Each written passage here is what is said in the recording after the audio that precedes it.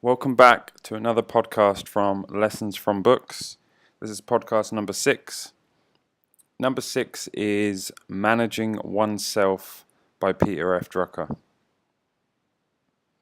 Managing oneself is a concentration of how to optimize yourself for success in our current world. It was released in 1999, but it is as true today as it was then. Even more so. The high-level theme is that you must treat yourself as the CEO of your life and know that our evolutionary psychology will challenge this approach, and thus society as a whole will not like it. The lessons I'm about to explain, they may seem obvious when said out loud, but if you actually measure and assess yourself, you'll find you're doing hardly any of them. Everyone's guilty of this. So here we go into the key lessons now. Number 1, treat your work life as a 50-year plan. What's the end goal? Work backwards from there. What should you be spending your time doing? Think about this. Number 2, to succeed, you must operate from your strengths. What are they? What are they really? Your first attempt at this is most likely wrong. This should be your main focus for improvement over your life. Do not try to change yourself to something you are not. Number 3, you must treat yourself as a progression of improvement. Thus, how do you learn best? From reading?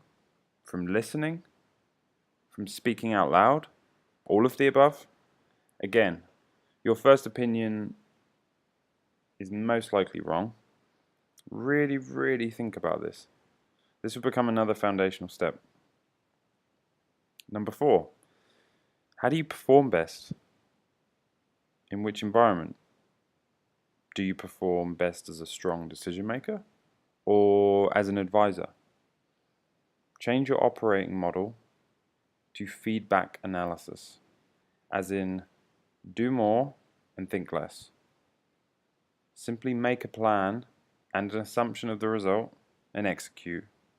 Once complete, measure the delta between what you thought and what actually happened. Here is where you'll find real knowledge. Now iterate faster, thus learn faster, and this will compound over time, providing you stick to the same subject matter, the same strengths. Number 6, being bright is not a substitute for knowledge. I'll say that again. Being bright is not a substitute for knowledge. Keep learning every single day. Again, remove your ego. Number 7, ideas do not move mountains, bulldozers do. Ideas do not move mountains, bulldozers do. Build an organization that can be the bulldozer to make your ideas a reality. Number 8, having manners and courtesy is the lubricating oil to manage organizations effectively. Also, you must take it on yourself to manage the relationships that matter.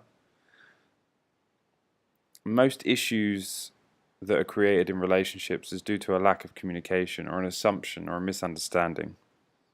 Take it on yourself as your responsibility, not anyone else's. Number 9, what are your values and ethics? What do you stand for? What do you not stand for? Again, another foundational step. And number 10, bringing it all together. Once you understand your strengths, how you perform best, your values, you'll now know exactly where you belong at any time and what you need to change. And if these 3 are not met, or any one of them, frankly, you must make a change. Okay, guys, that's it. That's it for this week. Managing Oneself by Peter F. Drucker. Fantastic book. You can keep going back to this over and over again through your entire life. It's very short. As an audio book, it's around 45 minutes. So it's a pretty fast read. I think this probably goes in the top 5 of books that you need in your life. It's fantastic. Super concentrated, which I love. So yeah, I would suggest buying a copy and having it available anytime. There's not many books I can say that for, but if you ever need to just get a quick review of the book without having to go through it yourself, then just obviously come back to lessonsfrombooks.blog, and it will always be on here. So will this audio version, so you can always refer back to it. Have a great week, guys. See you later.